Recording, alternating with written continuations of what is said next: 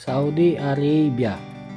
So ito yung bansang palaging iniiwasan kasi sabi daw hindi daw dito free, maraming bawal.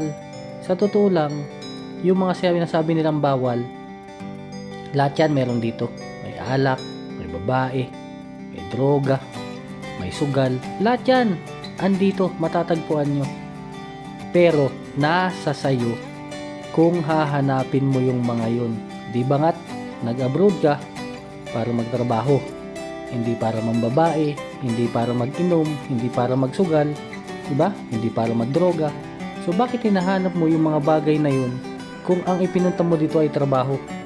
OFW. Kung yung mga bagay na yan ang hinahanap mo dito, sana hindi ka na dito nagtrabaho. Doon ka na lang sa Pinas. Wala pang bawal. Diba? Pero kung gugustuhin mong magbago ang buhay mo at naghanap ka nga dito ng trabaho at para mabago ang buhay ng pamilya mo, huwag mo nang hanapin yung mga ipinagbabawal sa bansang ito. Yung mga bawal lang pala ang hanap mo dito. Nagsayang ka pa ng pang requirements, pang passport, ng pang placement fee.